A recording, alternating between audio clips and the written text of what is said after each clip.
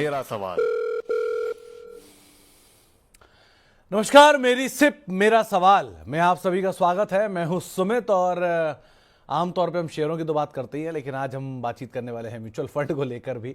और mutual fund में आपके सवालों पे हम चर्चा करेंगे, साथ ही साथ हम बातचीत करेंगे अलग अलग इंटरेस्टिंग टॉपिक को लेकर, इंटरेस्टिंग एस्पेक्ट्स को लेकर भी। और हमारे साथ जानकार जुड़ते रहते हैं और आज हमारे साथ बातचीत करने के लिए हेमंत रुस्तगी सर मौजूद हैं। हेमंत सर से बातचीत होने की बात शुरू हुई तो पूछा गया टॉपिक, तो हेमंत सर से आमतौर पर पिछले डिकेड से मैंने कभी कोई टॉपिक नहीं आइडेंटिफाई किया। उनसे किसी भी टॉपिक पे आप बात कर लो, वो हर टॉपिक पे उतनी ही अच्छी जानकारी देते हैं जितनी आप टॉपिक उन्हें बताओ या ना बताओ। हेमंत सर, हर बार की तरह बहुत बहुत शुक्रिया पहले तो हमारे साथ जुड़ने के लिए, और बहुत बहुत स्वागत है कार्यक्रम में। नए प्लेटफॉर्म पर आपसे बातचीत हो रही है। सो हेमंत सर, पहला सवाल जो मन में आ रहा है कि बाजार, क्योंकि बाजार का आदमी हूँ, लगातार मार्केट को ट्रैक करता ही आ रहा हूँ। सो मार्केट्स में एक बहुत स्टीप फॉल आया है, और ये स्टीप फॉल इंडेक्स पे तो कम आया है, मिड कैप स्मॉल कैप में कहीं ज़्यादा आया है। और जिस तरह की heavy selling mid cap small cap में आई है, जाहिर सी बात है, क्योंकि पिछले 6 महीना पहले, 8 महीने पहले ये आंकड़ा हमने ही पढ़ा था कि मिड कैप स्मॉल कैप में सबसे ज़्यादा लोगों ने पैसा डाला था। सो अब उनके ही सबसे ज़्यादा एनएवीज में एडजस्टमेंट ही देखने को मिल रहा होगा। क्या सिचुएशन होनी चाहिए सर? बहुत लोग घबरा रहे हैं कि एनएवी अपनी एसआईपी बंद कर दें, पैसा ना डालें। बहुत लोग ये भी पूछ रहे हैं कि बल्क में पैसा डाल दें, क्या ये समय आ गया है? आप कैसे रीड करो सर इस सिचुएशन को? सुमित, आई थिंक जो हम जिसके बारे में बात करें बहुत ही इंपॉर्टेंट टॉपिक है। इसके 2-3 बहुत ही इंपॉर्टेंट एस्पेक्ट्स हैं। जैसा आपने बिल्कुल सही कहा कि पिछले अगर हम 1-2 साल में देखें तो जो एग्रेसिव कैटेगरीज हैं, चाहे small cap, mid cap, sector thematic, वहां पे बहुत ज्यादा पैसा है। और जो हमने करेक्शन अभी देखी है उसमें इंडेक्स लेवल पे जो गिरावट है, मैं निफ्टी 50 या BSE 30 की बात कर रहा हूँ, बट उससे ज्यादा जो गिरावट है वो मिड और स्मॉल में है। वो जाहिर सी बात है कि जिस तरीके की ग्रोथ इन दो सेगमेंट में और थीमेटिक सेक्टर फंड में थी, और वैसी ही गिरावट ऑब्वियसली जब मार्केट थोड़ा सा वोलेटाइल होगा तो वही आपको इम्पैक्ट आपकी इस उसी प्रोपोर्शन में आपको देखने का मिलेगा। तो आई थिंक वही हम यहाँ पे देख रहे हैं। बट आई थिंक जहां तक आपने बात की कि जो डर है कि SIP बंद करें या ना करें, यस, उसके बारे में काफी बात हो रही है, काफी चर्चा हो रही है। बट आई थिंक इसको, जैसा मैंने कहा, 2-3 इंपॉर्टेंट एस्पेक्ट है वो देखना पड़ेगा यहाँ पे। पहली बात तो ये कि जब हम बात करते हैं कि हमारी जो SIP है मिड और स्मॉल में वो ज्यादा बढ़ गई है या सेक्टर थीमेटिक में बढ़ गई है, ऑफ कोर्स कहीं ना कहीं वो थोड़ी सी एक इशू हो सकता है कि क्या वाकई में जो निवेशक पैसा लगा रहे हैं वो सोच समझ के लगा रहे हैं, या वो शॉर्ट टर्म परफॉर्मेंस को चेज कर रहे हैं कि देखिए अभी पूरी मार्केट में यही कुछ सेगमेंट है जहाँ पे अच्छा रिटर्न मिल रहा है, तो चलिए हम भी उसका फायदा उठाते हैं और वो करते हैं। अगर वो है तो ऑब्वियसली उन निवेशकों को थोड़ी सी चिंता करने की जरूरत है। पर अगर मान लीजिए आप ऐसे निवेशक हैं जो काफी सालों से निवेश कर रहे हैं और आपका जो पोर्टफोलियो जो था वो कहीं ना कहीं उस पर थोड़ा बायस था लार्ज कैप। देखिए सुमित, अगर हम पिछले 2 साल को छोड़ दें तो उससे पहले अगर आप देखिएगा कि ये जो दोनों सेगमेंट है इनके रिटर्न में कुछ ज्यादा अच्छे नहीं थे। ज्यादातर जो पोर्टफोलियो थे वो लार्ज कैप बने हुए थे। तो अगर मैं एक ऐसा निवेशक हूँ, काफी समय से पैसा लगा रहा हूँ, मेरे पोर्टफोलियो में लार्ज कैप काफी ज्यादा था, मैं कोशिश कर रहा हूँ कि जो मेरा मिड कैप और स्मॉल कैप का जो एक्सपोजर है वो थोड़ा सा बढ़ जाए, तो हमें ये जो नंबर्स है इसको सही पर्सपेक्टिव में डाल के देखना पड़ेगा कि पहली बात उसमें ऐसे कौन से निवेशक हैं जो लॉन्ग टर्म के लिए इन्वेस्ट कर रहे हैं, लॉन्ग टर्म से इन्वेस्ट कर रहे हैं। और अगर मान लीजिए मैं ऐसा निवेशक हूं कि मुझे अगले 15-20 साल के लिए अपने रिटायरमेंट के लिए सेव करना है, तो मुझे नहीं लगता कि उसमें अगर मैंने थोड़ा सा प्रोपोर्शन अगर बढ़ा भी दिया मिड और स्मॉल में तो मुझे चिंता करने की जरूरत है। मेरे हिसाब से सिर्फ वही निवेशक जिन्होंने इन कैटेगरीज में इन्वेस्ट किया ये सोच के कि चलिए अगले 1-2 साल के अंदर क्योंकि मार्केट में मोमेंटम है तो उसका हम फायदा उठाते हैं, सिर्फ उन्हीं को चिंता करने की जरूरत है।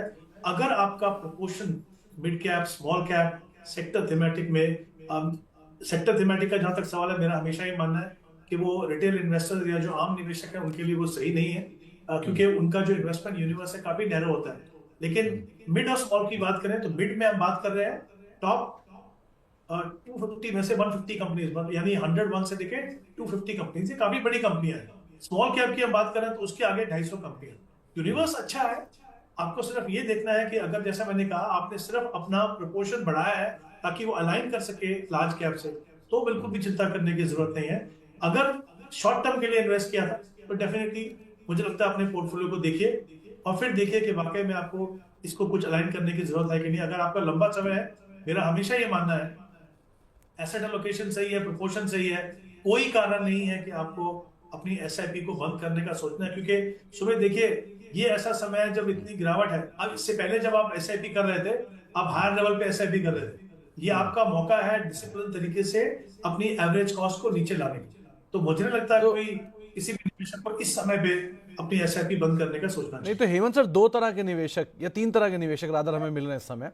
एक वो जिनकी एसआईपी जहां शुरू की थी वहां से नीचे आ गई, दूसरे वो जिन्होंने शुरू की थी एसआईपी, प्रॉफिट देखा, फिर एसआईपी के बाद मतलब लेवल वहीं आ गया जहां से शुरू किया था, और तीसरे वो जिन्होंने शुरुआत की थी, उनको गेन तो बहुत अच्छा था लेकिन गेन कम हो गया। तो इन तीनों के रिस्क एपेटाइट के हिसाब से या तीनों की सिचुएशन के हिसाब से अब इन्हें क्या करना चाहिए? देखिए सुमित, वो डिपेंड करता है आपका टाइम होराइजन। मैंने कहा जैसे मान लीजिए आप अपना रिटायरमेंट कॉर्पस के लिए इन्वेस्ट कर रहे हो अगले 15-20 साल के लिए। अगर आपने 1-2 साल पहले शुरू किया, ऑब्वियसली आपको इनिशियली आपको अच्छा रिटर्न दिख रहा था, और अब आपको दिख रहा है कि शायद वो रिटर्न निकल गया, या तो न्यूट्रल बिल्कुल जीरो हो गया, या फिर थोड़ा नेगेटिव हो गया। क्या फर्क पड़ता है उससे? आप एसआईपी से इन्वेस्ट क्यों कर रहे हैं? दो कारणों से कर रहे हैं। एक तो ये कि आपको एक छोटी छोटी रकम से बड़ा कॉर्पस बनाना है। दूसरा ये कि आप मार्केट में एक लेवल पे पैसा कमिट नहीं करना चाहते। सबसे बड़ा फायदा एसआईपी का वही है कि आप डिफरेंट लेवल्स के ऊपर आप इन्वेस्ट करते हो। तो कोई कारण नहीं है कि अगर मेरे पास समय है और मुझे बहुत क्लैरिटी है कि मेरा गोल ये है, मेरा समय इतना है, मैं क्यों करूं? वो शॉर्ट टर्म का जो पोर्टफोलियो है, जैसे मैंने कहा पहले भी, कि पहले आप हायर लेवल पे इन्वेस्ट कर रहे थे, अभी आपके पास मौका मिला है और आप उसको टाइम नहीं कर रहे हो। ये एक नेचुरल प्रोसेस है। आपने कमिट किया है कि मैं हर महीने इस तारीख को इतना पैसा इस फंड में डालूंगा। तो अगर वो आपकी कमिटमेंट है, वही आप डिसिप्लिन तरीके से इन्वेस्ट कर रहे हो, तो फिर कोई कारण नहीं। आप, मैंने जैसा पहले कहा, अगर वही इन्वेस्टर्स जिन्होंने एसआईपी जरूरत से ज्यादा बढ़ा दी, ये सोच के कि चलिए इसका फायदा उठाते हैं, मोमेंटम है तो फायदा उठाते हैं, तब आपको कुछ सोचने की जरूरत है। दूसरी बात सुमित, अब ये ना भूले कि पिछले कुछ सालों से एक नया ट्रेंड जो बहुत ही हेल्दी ट्रेंड है इन्वेस्टर्स का, वो ये है स्टेप अप। काफी सारे निवेशक अपनी इनकम के हिसाब से अपनी एसआईपी को बढ़ा रहे हैं। तो ये भी तो हो सकता है कि जो एसआईपी जो बढ़ रही है वो स्मॉल और मिड में आ रही हो, और जो ओरिजिनल एलोकेशन है, जैसा मैंने कहा, जहां पे लार्ज कैप पे बायस है, वो बना हुआ है। तो फिर बहुत ज्यादा आपके पोर्टफोलियो में रिस्क नहीं। और दूसरी बात, जब मैं परफॉर्मेंस देखता हूं, तो मुझे खाली मिड और स्मॉल नहीं देखना है, मुझे ओवरऑल देखना है पोर्टफोलियो में मेरा रिटर्न कैसा है। क्योंकि ये हमेशा होगा, कुछ सेगमेंट कभी अच्छा करेंगे, दूसरे सेगमेंट बाद में अच्छा करेंगे, कुछ सेक्टर आज अच्छा कर रहे हैं शायद बाद में नहीं करेंगे। आई थिंक ये तो एक नेचुरल सा फिनोमिनन है, वॉलेटिलिटी और जो सेक्टर रोटेशन और सेगमेंट रोटेशन। आई थिंक वो एज एन इन्वेस्टर हमें उसको समझने की जरूरत है। सबसे इंपॉर्टेंट है अपनी रिक्वायरमेंट के हिसाब से पैसा लगाया हो, तो फिर चिंता करने की जरूरत नहीं। तो रिक्वायरमेंट के हिसाब से पैसा लगाएं, चिंता करने की जरूरत नहीं है। एक बहुत इंटरेस्टिंग मैसेज आपको हेमंत सर ने दिया है, बोलकर नहीं, उनके पीछे एक इमेज लगी हुई है, think big. When you think big, तो आपको ये चीज़ों की सोचने की ज़रूरत नहीं है इतनी। आप लंबी अवधि के लिए बैठे हैं और बड़ा पैसा बनाने के लिए सोच रहे हैं, छोटी मोटी वोलेटिलिटी की चिंता मत कीजिएगा। ये बहुत साफ स्पष्ट मैसेज वैसे भी लगातार हेमंत सर देते आए हैं। आगे बढ़ते हैं और अब चलिए कुछ सवालों पर भी बातचीत करते हैं, कुछ दर्शकों से भी जुड़ लेते हैं। हमारे साथ पहले दर्शक अशफाक अहमद साहब मौजूद हैं दिल्ली से। अहमद साहब नमस्कार। नमस्कार सर। नमस्कार अहमद साहब, क्या सवाल है आपका? सर मेरा ये सवाल है कि मैं दिसंबर से स्टार्ट किया हूँ म्यूचुअल फंड में, ठीक है जी।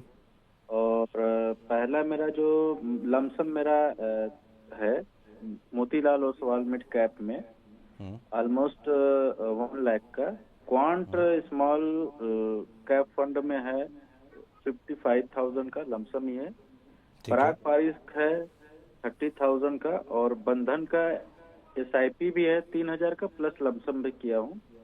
और टोटल ये जो है कि मेरा 22,000 रुपए का है। एसबीआई मैग्नम मिड कैप है, एसआईपी चलता है 2,000 रुपए का है। टाटा में स्मॉल में है 2,000 रुपए का, निपॉन में स्मॉल में है 2,000 रुपए का। ये मैं 10 से 15 साल तक का लेके चल रहा हूँ, तो थोड़ा रिव्यू करके बताइए कि मेरा कॉर्पोरेट। अशफाक साहब एक बात बताइए, आपने आपके फंड में एक पराग पारिक को छोड़ दे तो सारे के सारे या तो मिड है या स्मॉल है, कोई खास वजह? लॉन्ग टर्म के लिए मैंने किया है। नहीं तो मिड स्मॉल को लेने की कोई खास वजह, आपने एक भी लार्ज कैप नहीं लिया, ऐसा क्यों? क्योंकि मेरा जो टर्म है वो लॉन्ग टर्म के लिए है। लार्ज कैप में थोड़ा सा मतलब स्टेबिलिटी तो रहती है, लेकिन रिटर्न उतना जनरेट नहीं कर पाता comparison to small cap. Okay, और दूसरा, अब जब बाजार नीचे आया तो इनकी एनएवी में बहुत तेज गिरावट आई है। सो कोई घबराहट आपको?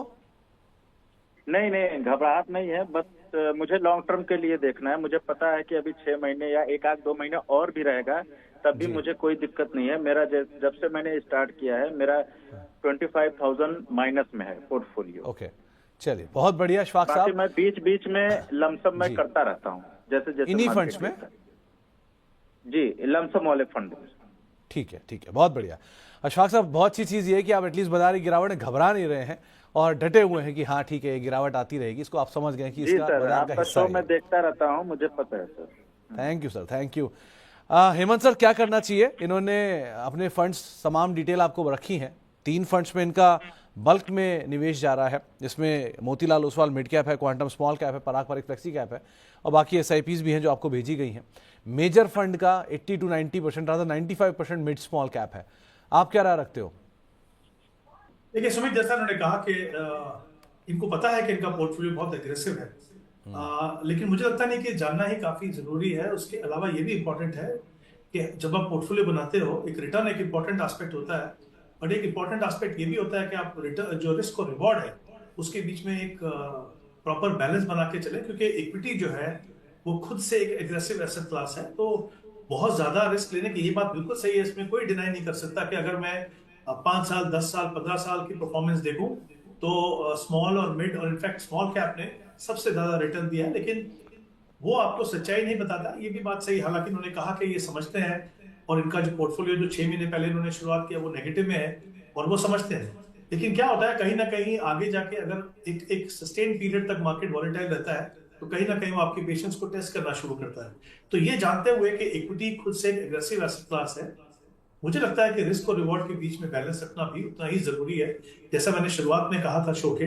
तो मुझे लगता है कि यहाँ पे अगर मैं देखूं 10,000 की इनकी एसआईपी है सुमित, उसमें से 8,000 रुपए जो है वो स्मॉल कैप में जा रहे हैं, यानी 80% एलोकेशन जो है उनका स्मॉल कैप में, और लमसम की इनकी इन्वेस्टमेंट जो है वो 1.5 लाख की इन्वेस्टमेंट है, 1 लाख मिड कैप में और 50,000 स्मॉल कैप में। वहां भी हमारा एक्सपोजर जो है वो स्मॉल कैप में।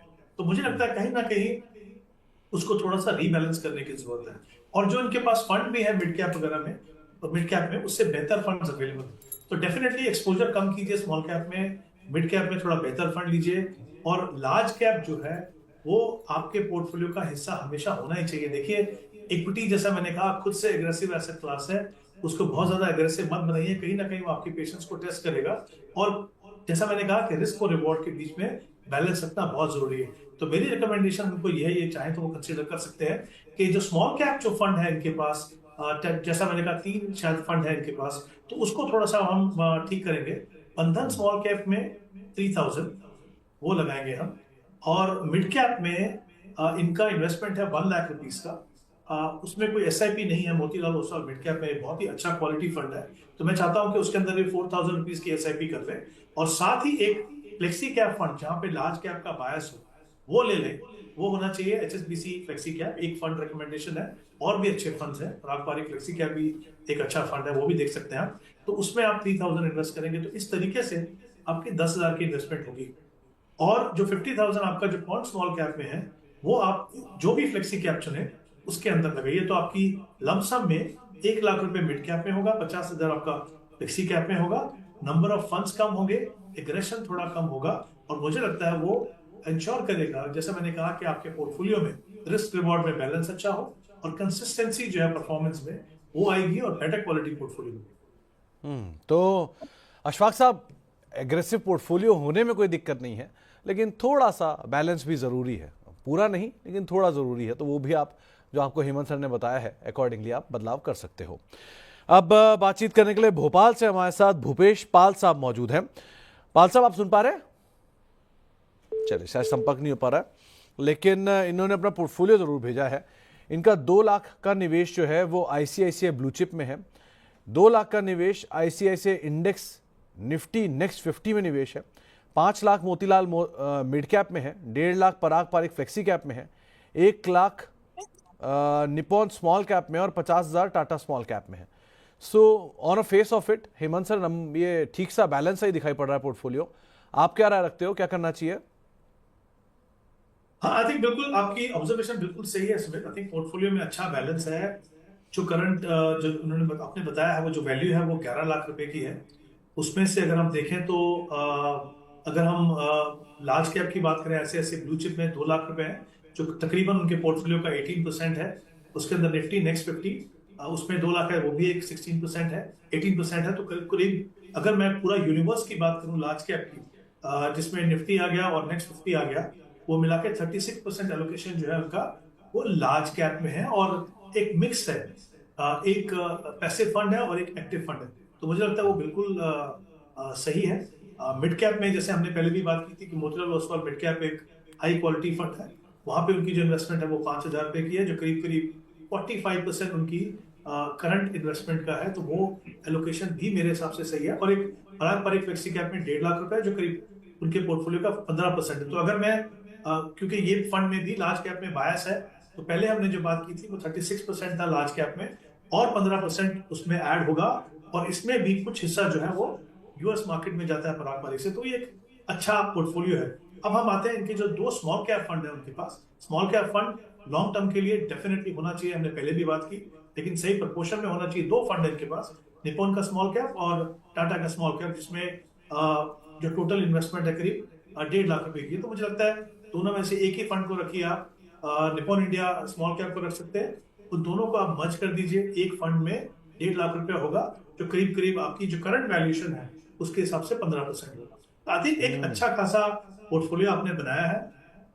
और सिर्फ आपको ये ध्यान रखना है कि अगर आप चाहें तो ये स्मॉल कैप को थोड़ा कंसोलिडेट कर दीजिए और अपने प्रोसेस को है जो कंटिन्यू करते रहिए। और मैं ये मानता हूं कि अगर आप एसआईपी से इन्वेस्ट करते रहे और कभी कभी आपके पास लमसम हो, दोनों का जो कॉम्बिनेशन करें, तो मुझे लगता है लॉन्ग टर्म में आपके पोर्टफोलियो के लिए हमेशा अच्छे रिजल्ट देंगे। तो बैलेंस पोर्टफोलियो है, अच्छा आपने निवेश किया है। थोड़ा बहुत जो टिंकरिंग करने की बात आपको की है हेमंत सर ने, आप उसको अकॉर्डिंगली चेंज कर सकते हो।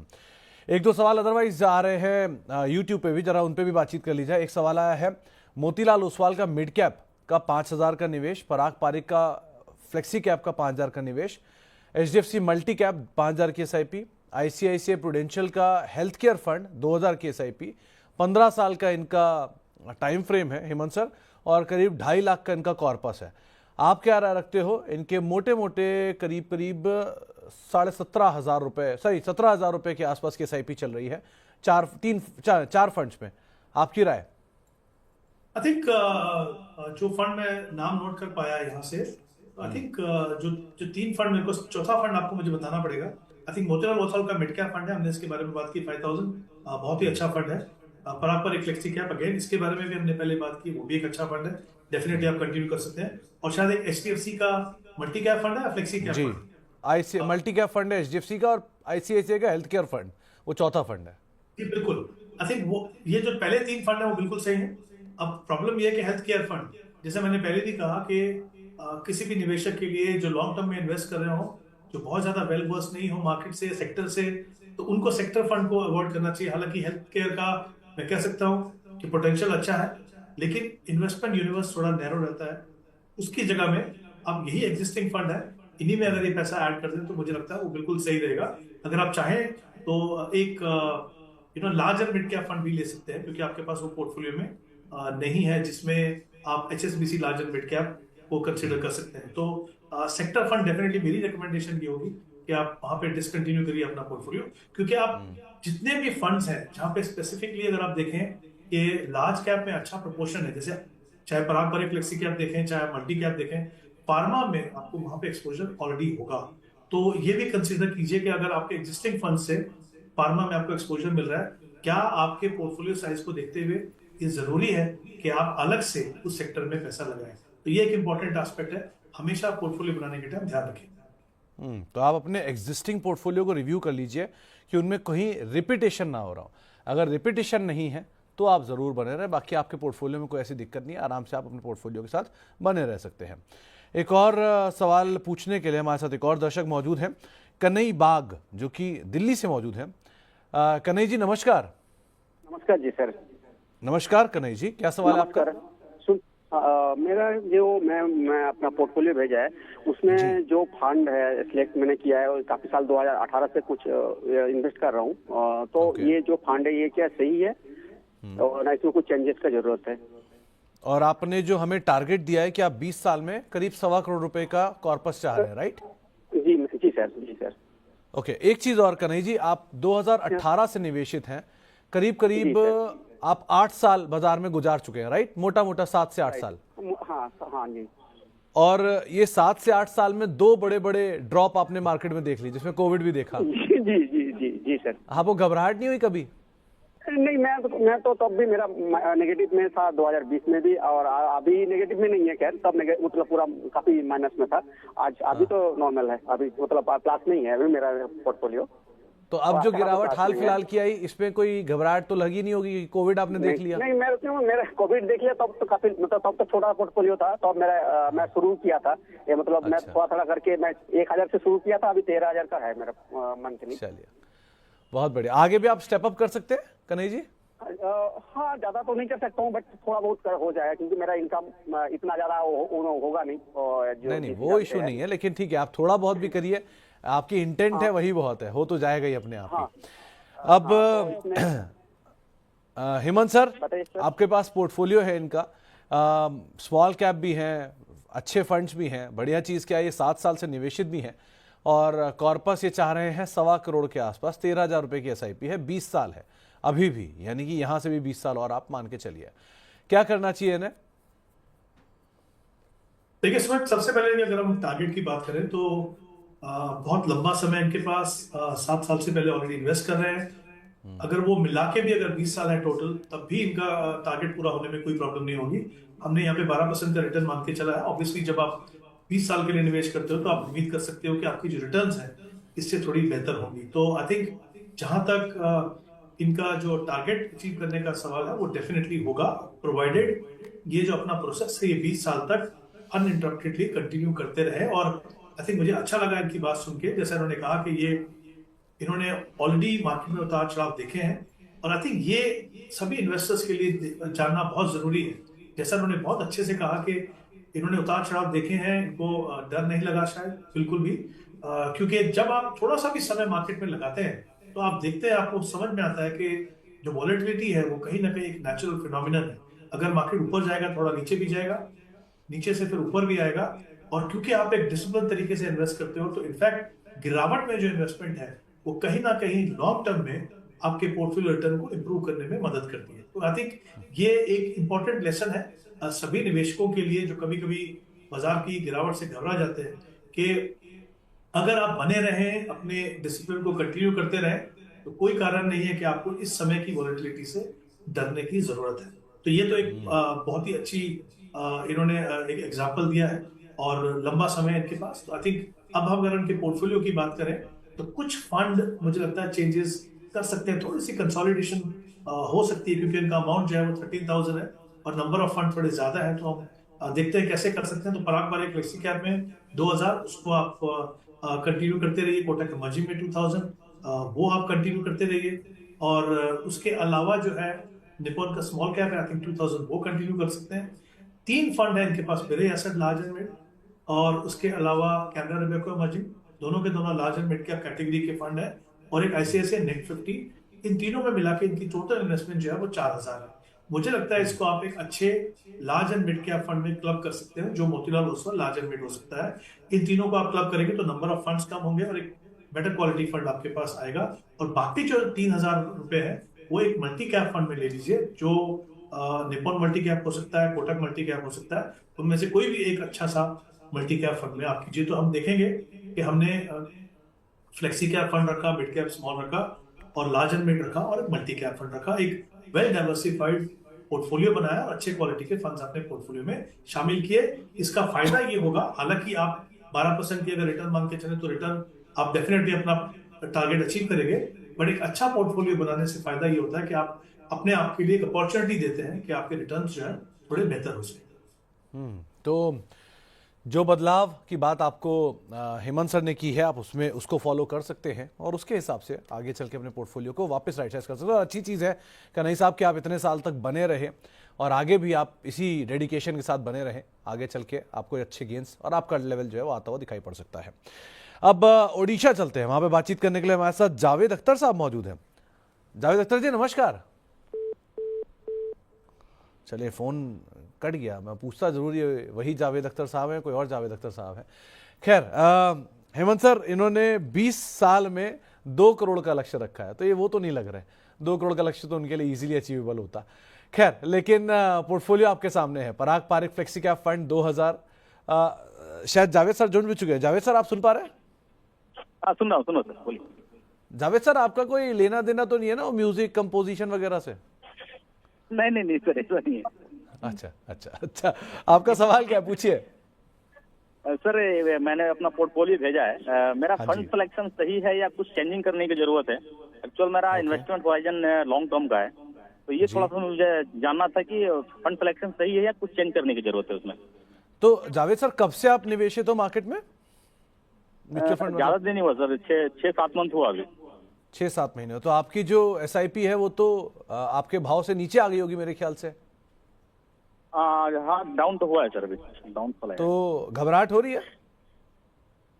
नहीं, अभी घबराहट इसलिए नहीं हो रही क्योंकि मैं लॉन्ग टाइम से नहीं हूँ, अभी 6-7 महीने से ही स्टार्ट किया हूँ। ओके, और आपने जो हमें टारगेट भेजा है कि आप 20 साल में 2 करोड़ रुपए का लक्ष्य चाह रहे हैं, राइट? Yes sir. तो जावेद सर, एक सवाल और है कि आपको अगर हेमंत सर बोले कि आप अपनी SIP को स्टेप अप करो, तो आप स्टेप अप कर सकते हो? यस सर, कर सकता हूँ सर। ओके। तो हेमंत सर, फंड्स आपके सामने हैं। Parag Parikh flexi cap, ICICI prudential multi asset fund, Kotak multi cap fund, SBI contra fund और निपॉन का इंडिया मोमेंटम फंड, ये 5 फंड्स हैं और 2000 रुपये की SIP ईच में चल रही है। स्टेप अप कर सकते हैं। 2 करोड़ का लक्ष्य फिलहाल तो मुश्किल दिख रहा है, लेकिन आप बताइए कैसे किया जाए। सुमित, आपने मेरा काम आसान कर दिया। आपने उनको पूछ लिया कि स्टेप अप कर सकते हैं, क्योंकि स्टेप अप करने की कुछ जरूरत पड़ेगी। इनकी जो इन्वेस्टमेंट है वो 10,000 रुपए की, 20 साल का समय है, समय काफी है इनके पास। अच्छी बात यही है, टारगेट जो है वो 2 करोड़ का है, तो अगर हम 12% का रिटर्न मान के चले तो करीब करीब 1 करोड़ का कॉर्पस बनेगा। लेकिन जैसा उन्होंने कहा कि वो स्टेप अप कर सकते हैं, तो अगर 10% से अपनी इन्वेस्टमेंट को स्टेप अप करेंगे हर साल, तो 2 करोड़ का टारगेट डेफिनेटली पूरा कर पाएंगे। और जैसा मैंने पहले भी कहा था कि जब आप 20 साल के लिए निवेश करते हैं तो आप डेफिनेटली उम्मीद कर सकते हो कि आपकी रिटर्न जो है वो 12% से बेहतर हो। लेकिन मेरा हमेशा ये मानना है कि जब आप एक रिटर्न एज्यूम करते हो तो थोड़ा सा कंजर्वेटिव अप्रोच लीजिए, क्योंकि कभी टैक्सेशन में बदलाव हो, आफ्टर ऑल इक्विटी है, कभी उतार चढ़ाव भी हो सकते हैं। तो आई थिंक 12% के हिसाब से चलेंगे। 10% अगर आप स्टेप अप करेंगे हर साल तो डेफिनेटली अपने टारगेट को पूरा कर पाएंगे। इनके पोर्टफोलियो में 5 फंड है, मतलब कंसोलिडेशन भी हो सकता है, बट अगर क्योंकि ये स्टेप अप कर रहे हैं तो 5 फंड रख सकते हैं पोर्टफोलियो में। सिर्फ एक फंड मुझे लगता है उनको रीथिंक करने की जरूरत है, जो मोमेंटम फंड है। देखिए, ये जो फैक्टर बेस्ड फंड्स होते हैं, मोमेंटम फंड, जब मार्केट में एक तरफा तेजी थी तब ये फंड बहुत अच्छा करते हैं, लेकिन जैसे ही मार्केट वॉलेटाइल होता है तो इन फंड्स में काफी बड़ी गिरावट देखने को मिलती है।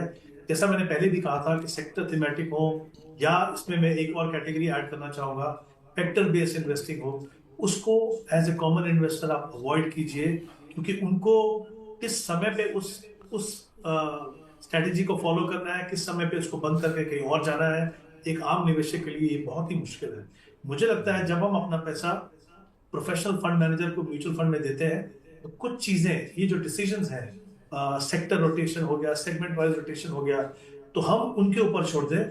इसीलिए इंपॉर्टेंट है कि आप ऐसे कैटेगरीज में इन्वेस्ट कीजिए जहां पे फंड मैनेजर के पास ये फ्लेक्सिबिलिटी हो कि वो समय रहते किस तरह का ट्रेंड वो देखते हैं, उसके हिसाब से आपके पोर्टफोलियो में बदलाव कर सकें। तो मुझे लगता है मोमेंटम फंड की जगह निपॉन का आप ग्रोथ फंड ले लें, जो एक मिड कैप फंड है, वो मुझे लगता है आपके पोर्टफोलियो में एक अच्छी एडिशन होगी। बाकी जो 4 फंड है, चाहे वो मल्टी एसेट फंड हो या फ्लेक्सी कैप हो, मल्टी कैप और कॉन्ट्रा, उसमें आप डेफिनेटली बने सकते हैं। तो एक बदलाव मेरी तरफ से रिकमेंडेशन है, और इम्पोर्टेंट है आपके लिए कि आप अपनी SIP को 10% से स्टेप अप करें ताकि आप अपने आप टारगेट को पूरा कर सकें। तो आप अख्तर साहब वैसे ही तैयार हैं SIP को स्टेप अप करने के लिए, और आधी चीज़ यहीं पे ही सॉल्व हो जाती है। आप किसी भी सिचुएशन में अगर हर साल छोटा सा भी कदम आगे बढ़ाते हैं अपने एक्स्ट्रा SIP से थोड़ा और पैसा बढ़ा के, तो आपने आप इजीली अपना गोल अचीव भी कर पाते हैं। सो आपका 2 करोड़ हो सकता है, लेकिन आपको हर हाल में 10% से ज़्यादा या 10% एटलीस्ट अपनी SIP को बढ़ाना होगा, उसको आप ध्यान रखिएगा। अब बातचीत कर लेते हैं अगले दर्शक से। हमारे साथ नारायण साहब मौजूद हैं बातचीत करने के लिए। नारायण जी नमस्कार। नमस्कार सर। नमस्कार नारायण साहब, क्या सवाल है आपका? सर मेरा पोर्टफोलियो है पर मंथ 1000 पे एसआईपी किया है। जी, तो मैं ये 20 साल के लिए करना चाहता हूँ। कितने साल के लिए नारायण साहब? 20 साल के लिए। 20 साल के लिए, ओके। और आपने जो इंफॉर्मेशन हमें दी है कि आप 6 महीना पहले से आपने शुरू किया निवेश, राइट? जी सर। तो नारायण साहब अभी तो पोर्टफोलियो थोड़ा सा डगमगा रहा होगा, हाँ बिल्कुल सर। कोई घबराहट हो रही है? नहीं, अभी जो वीडियो वगैरह देख रहे हैं ना, उससे थोड़ा सा मतलब अभी ये अपॉर्चुनिटी है जैसे कि इसमें इन्वेस्ट और करने की बाय तो बोलते हैं इस ना जो। सिचुएशन में नारायण साहब, इस सिचुएशन में आपका मन क्या कर रहा है कि एसआईपी रोक दूं या बल्क में पैसा डाल दूं? नहीं, मैं तो बल्क की सोच रहा था। चलिए, बहुत बढ़िया। हेमंत सर, क्या करना चाहिए? इनके पास Motilal Oswal small cap fund, JM का flexi cap fund, Nifty 50 index fund, Bandhan का फंड, आईसीआईसीआई प्रूडेंशियल का निफ्टी नेक्स्ट 50 फंड, एक टैक्स सेवर, इस तरह के फंड्स हैं। 7 फंड में एसआईपी कर रहे हैं 1000 रुपए की। एक सवाल मेरी तरफ से भी हेमंत सर कि क्या इतने फंड की जरूरत है इनको, या थोड़ा कम करने की भी जरूरत है, राइट साइज करने की जरूरत है? नहीं समित, आपने बिल्कुल सही सवाल पूछा। मुझे लगता है डेफिनेटली इसमें कंसोलिडेशन की जरूरत है। 7000 के लिए 7 फंड की जरूरत नहीं है, तो आई थिंक उसको कंसोलिडेट करेंगे। दूसरी बात, एक और इंपॉर्टेंट एस्पेक्ट में यहाँ पे कहना चाहूंगा कि हमने पहले कुछ जो क्वेश्चंस की बात की और जो हमने शो की शुरुआत की, हमने बात की थी एग्रेसिव पोर्टफोलियोज की। और हमने कहा था कि आपके पोर्टफोलियो में लार्ज कैप हमेशा आपके पोर्टफोलियो का एक इंटीग्रल पार्ट होना चाहिए। लेकिन साथ ही जब आप लंबे समय के निवेशक हों, जैसे उन्होंने कहा 20 साल का समय है, और आपका ज्यादा बायस जो है लार्ज कैप के ऊपर है, तो भी आपके पोर्टफोलियो के लिए ठीक नहीं है। तो कहीं ना कहीं, जैसे मैंने पहले भी कहा था कि रिस्क रिवॉर्ड दोनों के बीच में बैलेंस बनाइए। तो इनके अगर मैं शुरुआत करूं कि अगर जो इनकी करंट इन्वेस्टमेंट है 7000, ये कंटिन्यू करते हैं 20 साल तक, तो एक्सपेक्टेड कॉर्पस जो होगा 12% के हिसाब से करीब करीब 65 लाख होगा। उन्होंने अपना टारगेट नहीं बताया, बट ब्रॉडली इतना बना पाएंगे ये अपने पोर्टफोलियो से। जैसा मैंने पहले भी कहा और आपने भी उसका जिक्र किया, तो उसको कंसोलिडेट करने की जरूरत है। तो बंधन निफ्टी 100 इनके पास फंड है, ये पूरा का पूरा यूनिवर्स है लार्ज कैप का। 3000 रुपए वहां पे है, तो वो आप उसको कंटिन्यू कर सकते हैं। उसके इसको कंबाइन कर दिया हमने 1000 की वजह से, 3000 वहां पे कर दीजिएगा। मोतीलाल ओसवाल स्मॉल कैप में आप 1000 रुपए इन्वेस्ट कीजिए, और एक मिड कैप फंड रखिए, अच्छा इन्वेस्ट को मिड कैप फंड, जिसमें 2000 की इन्वेस्टमेंट कर सकते हैं। एक फंड इनके पास ELSS है। ऑब्वियसली अगर उनको ELSS में कंटिन्यू करना है, तो उसको हम जो एग्जिस्टिंग इन्वेस्टमेंट है वहां पे हम कुछ रिकमेंडेशन नहीं देंगे, लेकिन आगे जो इन्वेस्टमेंट करनी है उसमें एक बेहतर फंड हो सकता है इनके पास कौन से, जो है बंधन ELSS टैक्स सेवर फंड। तो एक वो बदलाव कर सकते हैं। हमने कोशिश की कंसोलिडेट करके टोटल फंड्स को 7 से 4 करने के लिए। उसमें से 3000 रुपए जो है वो लार्ज कैप में जाएंगे, 1000 स्मॉल कैप में, 2000 मिड कैप में, और 1000 जो है वो ELSS की वजह से। तो थोड़ा सा बदलाव नारायण साहब आपको जरूरी है पोर्टफोलियो में, और गोल को अचीव करने के लिए नंबर ऑफ यूनिट्स या स्कीम्स को मत बढ़ाइए। इनफैक्ट आप थोड़ा कंसोलिडेट कर लीजिए, क्योंकि पर्पस सेम है, रिपीटेशन हो रहा है आपकी कुछ पॉलिसीज का, तो उनको आप जरूर बदलाव करिए। और हेमंत सर ने आपको सही तरीके से रणनीति समझा भी दी, आप उसके हिसाब से यहाँ पर कॉल ले सकते हैं। इसके अलावा अब जी जी नारायण साहब, इंडेक्स फंड कम करके इक्विटी में ज्यादा करना है। हेमंत सर, इंडेक्स फंड से निकलकर ब्रॉडर मार्केट्स फंड में ज्यादा जाए, ये सवाल है इनका।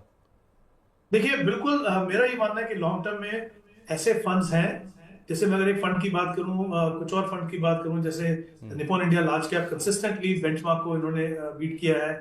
उसके अलावा अगर आप चाहे, मैंने इंडेक्स फंड इनको इसलिए दिया क्योंकि मैं देख रहा हूँ काफी सारे इंडेक्स फंड भी है उनके पास, तो मुझे लगा उनकी प्रेफरेंस अगर वो इंडेक्स फंड है तो वो देख सकते हैं। बट अगर एक्टिवली मार्केट में जाना, तो जैसे और भी फ्लेक्सी कैप फंड है जिनको आप देख सकते हो। पारंपरिक फ्लेक्सी कैप की हमने बात की, HSBC फ्लेक्सी कैप की हमने बात की, वो भी आप देख सकते हो।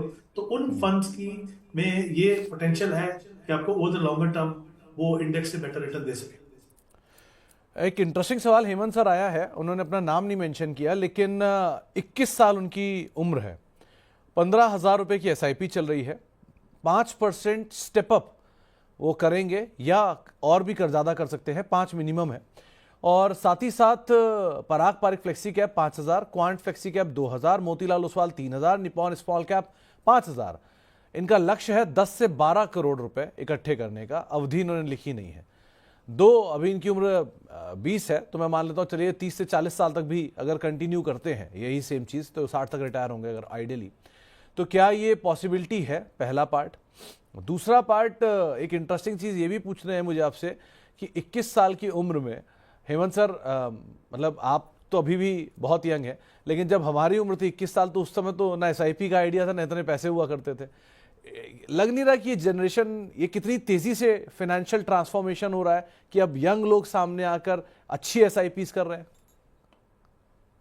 सुमित, एब्सोल्युटली ये ट्रेंड हमने पिछले कुछ साल से देखा है कि जो हम हमेशा कहते हैं कि स्टार्ट अर्ली, वो वाकई में हो रहा है। हम काफी साल से कोशिश कर रहे हैं इन्वेस्टर से बात करते करते, बट फाइनली ये हो रहा है क्योंकि इसके दो कारण हैं। एक तो कहीं ना कहीं अवेयरनेस बढ़ा है, ऑब्वियसली आप लोगों ने इसमें बहुत बड़ा कंट्रीब्यूट किया है। लगातार लोगों से बात करके, लगातार इन्वेस्टर से बात करके उनको बताया है कि आपके लिए किस लिए जरूरी है। दूसरी बात, अवेयरनेस और भी बढ़ी है। तीसरी बात, कहीं ना कहीं रिस्पॉन्सिबल हुए हैं यंगस्टर्स भी कि चलिए हमको पैसा इन्वेस्ट करना है, और एक इन्वेस्ट करना बहुत डिजिटली बहुत आसान हो गया। आई थिंक ये कुछ कारण है कि हम देख रहे हैं कि उसमें जो यंगस्टर्स हैं बहुत जल्दी से वो स्टार्ट कर रहे हैं। और उसका सबसे बड़ा फायदा है, दो चीजें हैं। देखिए, आप बहुत यंग हैं, आप शुरुआत करते हैं, तो आप कुछ गलतियां करते हैं पोर्टफोलियो में, और जब तक आप उस स्टेज पे पहुंचते हैं कि आपके पास बहुत बड़ा पैसा या सीरियस मनी इन्वेस्ट करने के लिए, तब तक आप एक बेहतर इन्वेस्टर बन चुके होते हैं, क्योंकि आपके या तो वो डर निकल गए हैं, या जो गलतियां आमतौर पर निवेशक करते हैं उससे आपने ऑलरेडी सीख कर लिया। और सबसे इंपॉर्टेंट चीज ये है कि पावर ऑफ कंपाउंडिंग का आपको फायदा होता है। तो आई थिंक जल्दी शुरुआत करने के बहुत सारे फायदे हैं। कभी कभी हो सकता है कि आप अपना गोल ना डिफाइन कर सके, तो वेल्थ क्रिएशन भी एक खुद में एक बड़ा इंपॉर्टेंट गोल हो सकता है। तो आई थिंक काबिलियत तारीफ है डेफिनेटली कि उन्होंने इतनी जल्दी उम्र में स्टार्ट किया है। और सबसे बड़ा फायदा यह है कि इनके पास, क्योंकि इन्होंने जल्दी शुरुआत किया, बहुत लंबा समय है अपने लिए एक अच्छा खासा कॉर्पस बनाने के लिए। तो जैसा इन्होंने कहा कि 15,000 की वो इन्वेस्टमेंट कर रहे हैं, 5,000 से स्टेप अप कर सकते हैं अभी। तो करीब करीब अगर खाली 15,000 की बात करूं 25 साल में, तो करीब करीब 30 साल की बात की शायद उस समय उन्होंने, तो आई थिंक करीब करीब 6 करोड़ का कॉर्पस बनेगा। अगर ये 5% से बढ़ाते हैं उसको, तो आप ऑलमोस्ट लाइक 40-50% और इसमें ऐड कर सकते हैं। तो 8-9 करोड़ तो डेफिनेटली बन जाएगा। मुझे उम्मीद ये है कि क्योंकि ये इसी समय से जानते हैं कि स्टेप अप करना इंपॉर्टेंट है, तो आगे जाके शायद 5 की जगह 10% भी कर सके, तो फिर कहीं ना कहीं वो कॉर्पस कहीं ज्यादा बन पाएगा। तो ये डेफिनेटली जितना अचीव करना चाहते हैं उतना होगा कि नहीं मैं नहीं कह सकता हूं, बट डेफिनेटली एक काफी बड़ी रकम जो है वो यहाँ से बना पाएंगे। दो चीजें करने की जरूरत है, 30 साल का समय जैसे उन्होंने कहा वो, और अपनी SIP जो है वो स्टेप अप करें 5 से, आगे जाके मे बी 10 से, और वो अगर कोशिश करें तो डेफिनेटली अच्छा खासा कॉर्पस बना पाएंगे। तो आप स्टेप अप करिए। आपने सबसे अच्छी चीज की, आपने 21 साल की उम्र में शुरुआत की। दूसरी सबसे अच्छी चीज कि आपने अच्छी स्कीम्स चुनी। तीसरी चीज कि आप उसे स्टेप अप करने के लिए भी तैयार हैं। चौथी चीज बस और कर लीजिए कि स्टेप अप का साइज जितना आप बढ़ा पाए उतना अच्छा है। और 9 करोड़ 8 करोड़ तो आप ऐसे ही जोड़ लेंगे, लेकिन धीरे धीरे अगर और ज्यादा स्टेप अप करेंगे तो सेविंग आप ही की है, आपके ही काम आएगी। धीरे धीरे करके 11-12 का नंबर भी अचीव कर सकते हैं। अब एक और दर्शक हमारे साथ मौजूद है, हमारे साथ राम गोविंद साहब मौजूद हैं बातचीत करने के लिए। गोविंद साहब नमस्कार। नमस्कार जी। नमस्कार गोविंद साहब, तो क्या सवाल है? हाँ, तो मैं कुछ बताना चाहूंगा। जैसे मेरा पारंपरिक ईएलएसएस फंड है, उसमें 12,500 है, और मोतीलाल ओसवाल मिड कैप है, उसमें 4,000 है, और मेरा टोटल टारगेट 30,000 मतलब SIP करने का है। तो मैं ये जानना चाहता हूँ कि कहाँ इन्वेस्टमेंट और कौन सा म्यूचुअल फंड में करूँ। सो टोटल अराउंड 25 इयर्स का टारगेट है, अभी 35 एज है, अप टू द रिटायरमेंट तक। और आप 5 करोड़ का कॉर्पस से आ रहे हैं उस समय तक, राइट? हाँ, यस। तो एक चीज और आपसे पूछनी थी गोविंद जी मुझे, कि आपने जो ये निवेश शुरू किया आपकी SIP का, ये कब से शुरू किया है? अभी जस्ट दैट मीन्स एक्चुअली क्या हुआ कि मैं स्मॉल अमाउंट से पर मेरा सेट्स जो ईएलएसएस फंड है उसमें कर रहा था, लेकिन अच्छे रिटर्न्स नहीं हुए, तो उसको वैसे ही है। बट मैं अभी पारंपरिक में शिफ्ट हुआ हूँ, तो अराउंड 3 ईयर से 2,000 चल रहा था। तो अभी मैंने इंक्रीज करके पारंपरिक में 12,500 किया है, टोटल उसमें चल रहा है, एंड मिड कैप में 4,000 चल रहा है। तो गोविंद सर, अगर आपका, क्योंकि आपने 30,000 रुपए का फाइनल टारगेट रखा है एसआईपी का, तो ये 30,000 का जो नंबर है, इसको आप हर साल स्टेप अप कर पाएंगे क्या आगे चल के? डेफिनेटली करने का कोशिश करेंगे, उसको कर पाएंगे। चलिए, बहुत बढ़िया गोविंद सर। अब हेमंत सर, करना क्या चाहिए? इनके पास पराग पारिक ईएलएसएस का टैक्स सेवर फंड है, मतलब पहला दर्शक होंगे जिन्होंने पराग पारिक फ्लेक्सी कैप का नाम लेकर Parag Parikh ELSS tax saver fund का नाम लिया है। और मोतीलाल ओसवाल का मिड कैप फंड है, करीब 4,000 रुपए की एसआईपी वहां जा रही है। इनका जो सवाल है बहुत रीजनेबल है कि 13,500 रुपए की एसआईपी और बढ़ाना चाह रहे हैं। ये कहां पर बढ़ाएं? पहला, ये जो 2 एग्जिस्टिंग फंड है, क्या ये ठीक है? दूसरा, क्या ये जो 5 करोड़ का लक्ष्य साध के बैठे हैं अगले 25 साल में, अगर ये स्टेप अप करते हैं तो अचीव कर पाएंगे? सुमित, मुझे राम गोविंद जी से एक सवाल पूछना है मुझे। इन्होंने कहा कि पराग पारिक ईएलएसएस में वो पहले 2,000 पे इन्वेस्ट कर रहे थे, बढ़ा के उन्होंने 12,500 कर दिया। मैं सिर्फ एक कंफर्मेशन चाहता हूं कि ये जो पैसा वो इन्वेस्ट कर रहे हैं वाकई में टैक्स सेविंग के लिए कर रहे हैं? गोविंद सर, आप सुन पा रहे? हाँ, ये आपने जो पराग पारिक में पैसा डाला है, ये सिर्फ टैक्स सेविंग के लिए डाला है?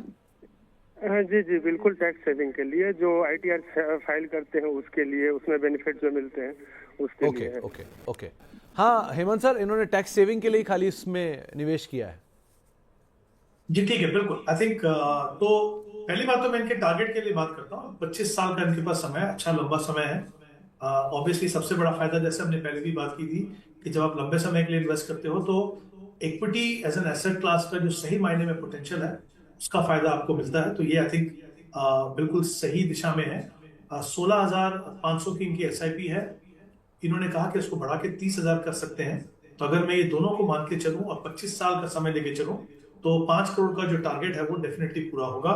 यहाँ पे मैंने जो रिटर्न एज्यूम किया है वो 12% के हिसाब से किया है।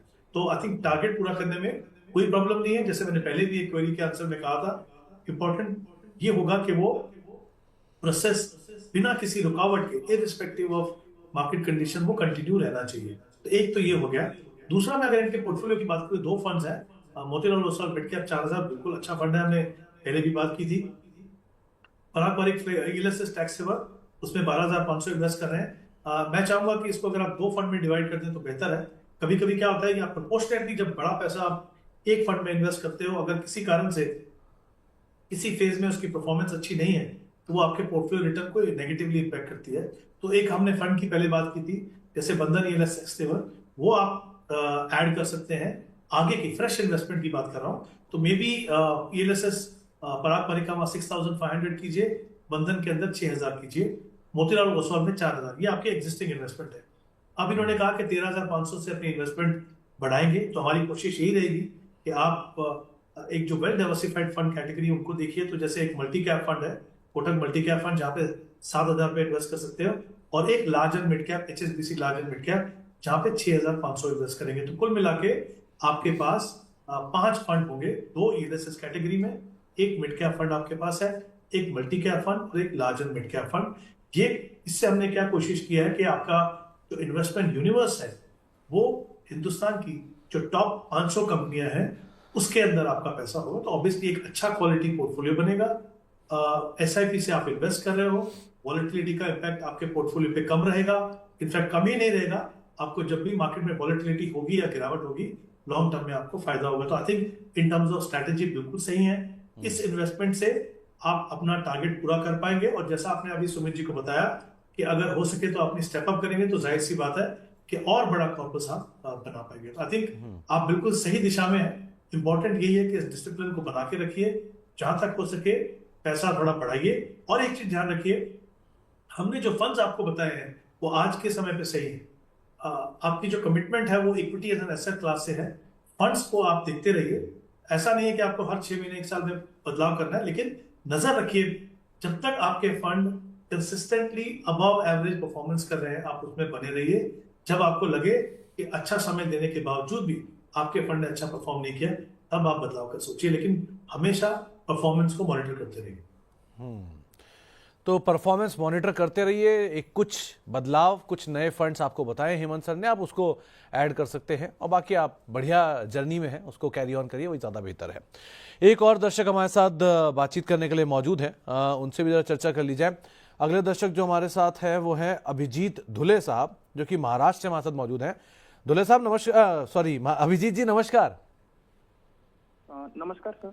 नमस्कार अभिजीत जी, आपका सवाल।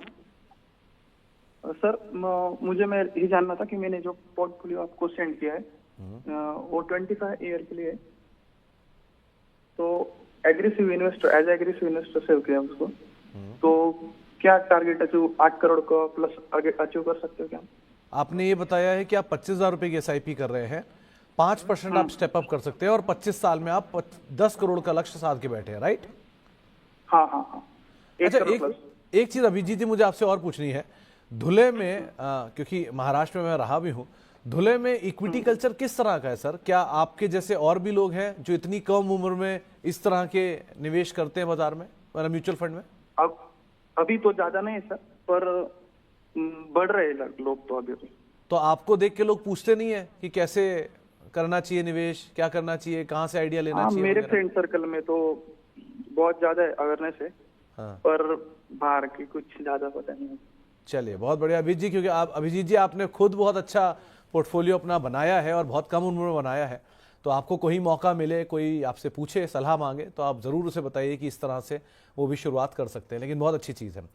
हेमंत सर करना क्या चाहिए? इनके पास इनकी उम्र 30 साल है। अच्छी चीज़ है कि 25 साल में इन्होंने 10 करोड़ का लक्ष्य साधा है, 5% स्टेप अप कर सकते हैं। 25,000 रुपये की SIP चल रही है, कई सारे फंड्स हैं जो कि आपके सामने रखे भी गए हैं। आप क्या राय रखते हो? देखिए, एक और एग्जाम्पल सुने कि अगर आप अपने आप को समय दें तो जो भी बड़ा टारगेट है, जो हो सकता है कभी कभी आपको ओवरवेल्मिंग लगता है कि भाई इतना बड़ा टारगेट पूरा होगा कि नहीं होगा, लेकिन अगर आप सही एसेट क्लास चुने, सही फंड चुने, अपने आप को समय दें और एक डिसिप्लिन हमेशा कहते हैं कि अपने SIP को स्टेप अप करते रहे, तो बड़े से बड़े टारगेट को भी आप अचीव कर सकते हैं। अभिजीत के केस में इनकी जो करंट इन्वेस्टमेंट है वो 25,000 की है। समय इनके पास बहुत है, 25 साल का। इन्होंने कहा कि वो कमिटेड है 5% स्टेप अप से। मेरे हिसाब से अगर मैं 12% का रिटर्न मान के चलूं तो उनको अपनी SIP को 10% से स्टेप अप करना होगा, 5% की बजाय, अपने टारगेट को पूरा करने के लिए जो 10 करोड़ है। तो एक कमिटमेंट उनको करनी होगी। ये क्लैरिटी है इनके पास, के समय है इनके पास, क्या टारगेट है। तो एक और कमिटमेंट कीजिए अभिजीत के 10% से अपनी SIP को बढ़ाइए ताकि आप अपने लक्ष्य तक पहुंच पाए। ये थोड़ा चैलेंजिंग होता है, लेकिन अगर आप एक डिसिप्लिन तरीके से काम करते रहें तो डेफिनेटली ये पॉसिबिलिटी है कि आप अपनी इनकम का कुछ हिस्सा जो है कमिट करते रहें कि जैसे जैसे मेरी इनकम बढ़ेगी वो पैसा मैं इन्वेस्ट करता रहूंगा। तो अगर आप ये अप्रोच लेके चलेंगे तो डेफिनेटली ऐसा हो सकता है।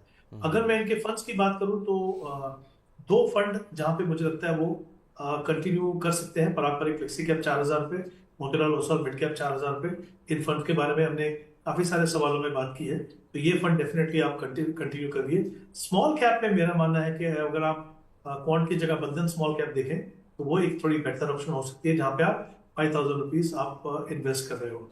2 मोमेंटम फंड है आपके पास। मोमेंटम फंड के बारे में मैंने पहले भी बात की कि एक आम निवेशक के लिए जिनका objective over the longer period एक कंसिस्टेंट रिटर्न से एक कॉर्पस बनाना है, आप फैक्टर बेस्ड फंड में मत जाइए, क्योंकि इनमें टाइमिंग करना बहुत इंपॉर्टेंट है। ये काफी हाई रिस्क कैटेगरी हो सकती है, और अगर आप देखें कि पिछले कुछ महीने में इस तरीके से इन मोमेंटम फंड में जो गिरावट आई है वो नॉर्मल डाइवर्सिफाइड फंड से कहीं ज्यादा है, तो उसको आप थोड़ा अवॉइड कीजिए।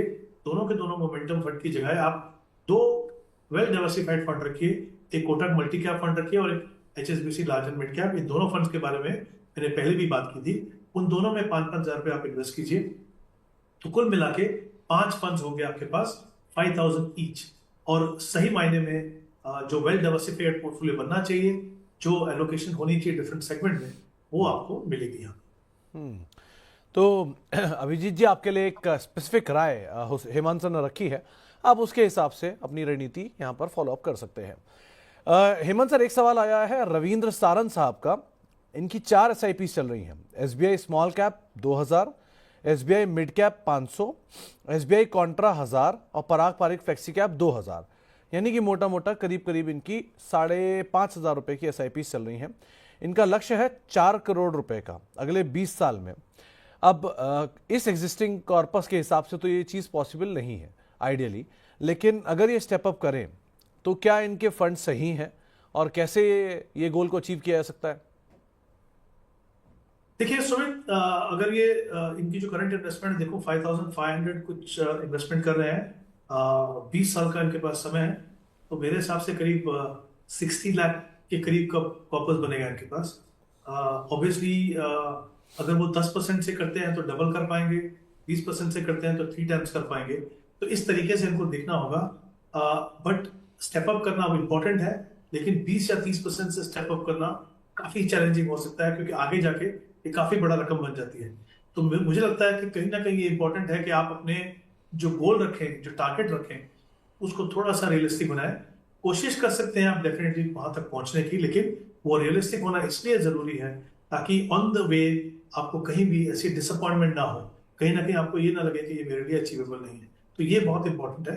बट आई थिंक फंड में भी अगर मैं देखूं, SBI काउंटर में आप कंटिन्यू कीजिए, और आप पर एक फ्लेक्सी कैप में आप कंटिन्यू कीजिए, और बाकी जो 2,000 रुपए है स्मॉल कैप और मिड कैप वाले, वो अगर आप चाहें तो एक मल्टी कैप फंड ले सकते हैं। हमने बात की थी कोटक मल्टी कैप की, उसमें तीनों सेगमेंट में आपको एक्सपोजर मिलेगा। तो 3 फंड रहेंगे आपके पास जो अपने पोर्टफोलियो में आप रख सकते हैं। हाँ, तो थोड़ा सा बदलाव करने की ज़रूरत है। वैसे तो आपकी पूंजी सिर्फ 60 लाख तक ही पहुंचेगी, लेकिन आपको कहीं ज़्यादा स्टेप अप करने की ज़रूरत है, थोड़ा निवेश बढ़ाने की ज़रूरत है, क्योंकि आप ऑलरेडी बहुत लंबी अवधि लेकर चल रहे हैं। तो आपके लिए अब निवेश बढ़ाना ही एक बड़ा विकल्प होगा, तो उसको भी आप ज़रूर आधार मान के निवेश करिएगा। एक और सवाल शामिल कर लेते हैं हेमंत सर से बातचीत करते करते। मनीष कुमार साहब का सवाल है, उम्र उनकी 29 साल है और करीब करीब 9,500 रुपये के आसपास का इनका SIP चल रहा है पर मंथ का। इनके जो 4 फंड हैं उसमें पराग पारिक फ्लेक्सी कैप है, निपॉन लार्ज कैप है, मोतीलाल ओसवाल मिड कैप है, बंधन स्मॉल कैप है। क्या करना चाहिए हेमंत सर? ये 4 नाम तो ठीक है, एक मिड है, एक लार्ज है, एक स्मॉल है, एक फ्लेक्सी है, और SIP का क्वांटम है 9,500। इन्होंने गोल भी नहीं मेंशन किया और ड्यूरेशन भी मेंशन नहीं की, लेकिन अदरवाइज कैसा लग रहा है आपको portfolio? I think overall portfolio मुझे लगता है बिल्कुल सही है। अगर जैसे उन्होंने कहा कि 9,500 की इन्वेस्टमेंट है और करीब 15 साल का इनका समय है, तो 12% का रिटर्न अगर हम मान के चले तो करीब करीब मुझे लगता है कि 50 लाख के करीब का कॉर्पस ये बना पाएंगे।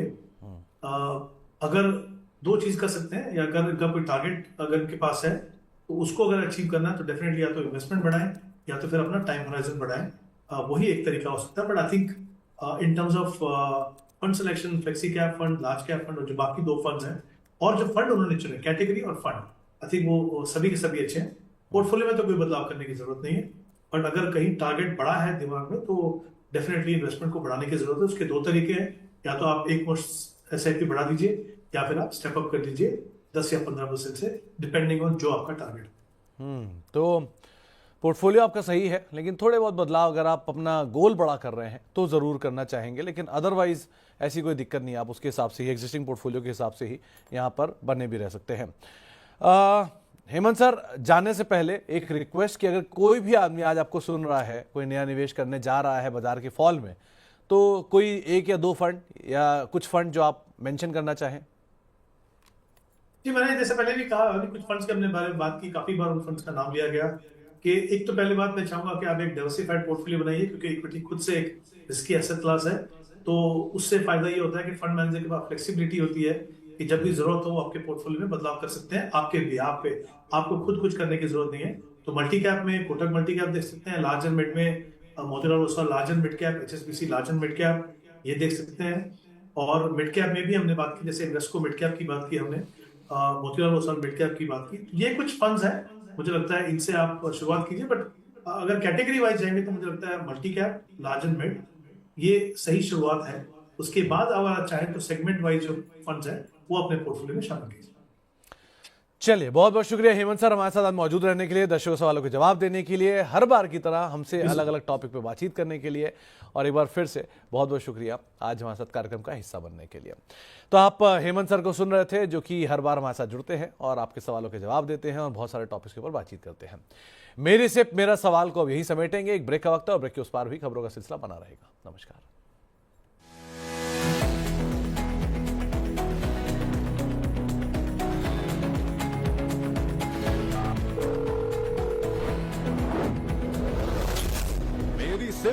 मेरा सवाल।